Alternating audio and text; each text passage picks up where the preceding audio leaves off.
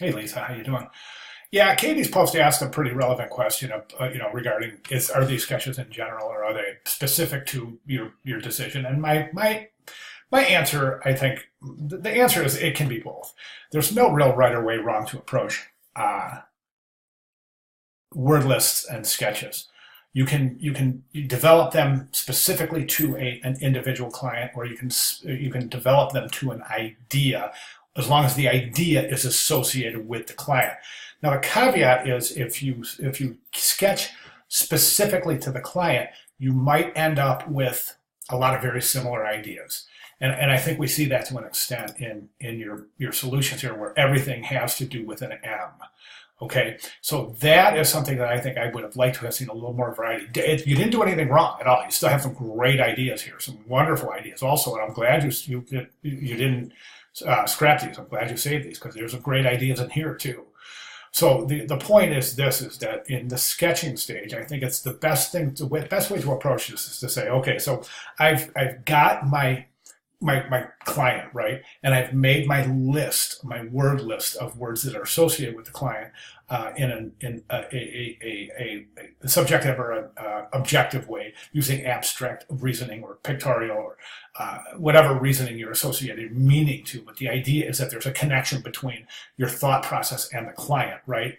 So I think that when you take those words and you just kind of start developing your ideas based on those words, since those words are based on the client, the connection is going to be there. You don't necessarily have to say, okay, I'm going to design right straight to the client. You can, but in this particular case, I think we have a little bit of a lack of variation, since you're saying, okay, I'm going to do the client, and here's all my ideas. They all have an M in them, right? So do you see what I'm saying? I think it's just a little bit too, right now, I think you're just getting ahead of yourself a little bit. And another reason I say that is because if we move through this process, the first step in this process is creating the logo.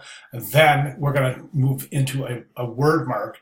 Then we're going to create a monogram, and then a business stationery kind of style guide type thing, right? So in your first logo design, be sure you don't use just one of these M's, because we're going to design a monogram in a couple of weeks. Okay, I hope that makes sense. Let me know if it doesn't. I'll be glad to clarify. But that's pretty important that you don't design a monogram for this. This has to be a full-blown logo, right? You can use the M in it like this, right? You can use the M in it, but it would still have to be a full-blown logo, as opposed to something like this, just an M, right? You see what I'm saying? I hope that makes sense.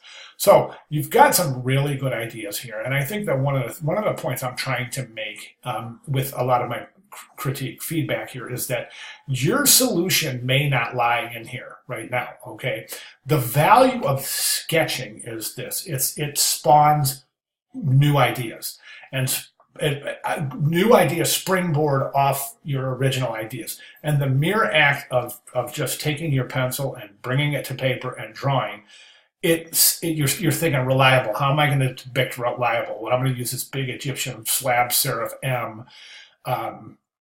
It just seems like almost immovable, right? It's a good thought process, right? So when you're sketching this, you're thinking of other things, right? And that's where the idea development stage comes. So you're thinking of other things. Take your pencil, write them down.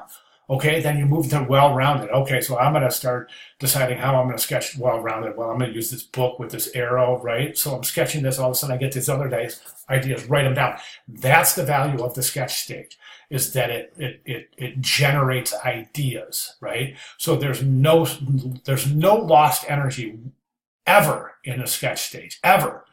And I think if there's one of the things I would say is one of the most important processes in any graphic design methodology, it is sketching. A lot of students want to jump right to the computer, and a lot of us older professional graphic designers say, "Don't do it, big mistake." And I am that in that group. I say, big mistake. Don't ever jump to the computer. Always, always, always sketch first, because as you're sketching, you're able to think of other ideas. When you're on the computer, you're not necessarily, you're not really wanting to stop what you're doing on the computer to write your ideas down. In the sketching stage, it's much easier.